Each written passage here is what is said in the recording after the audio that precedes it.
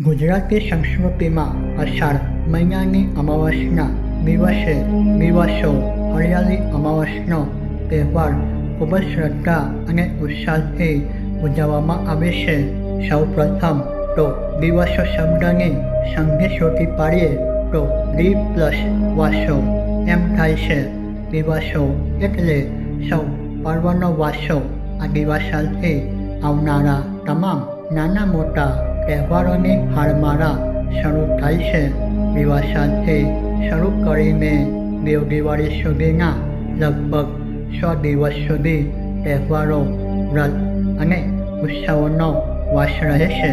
તેથી આ દિવસને દિવાસો કહેવામાં આવે છે.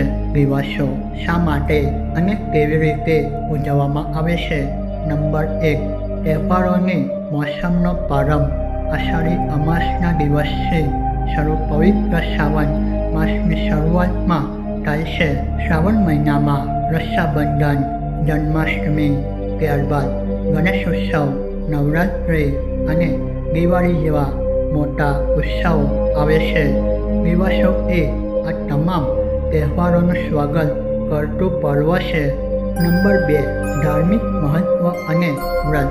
દિવાસાના દિવસે મહિલાઓ અને કન્યાઓ દ્વારા અવિરત જીવવ્રત અને દશામાના વ્રતનો પ્રારંભ થાય છે. સ્ત્રીઓ અખંડ સૌભાગ્ય, પરિવારની સુખ શાંતિ અને સનાતનની સુરક્ષા માટે 10 દિવસ સુધી દશામાની વિધિવ્રત પૂજા અર્ચના કરે છે.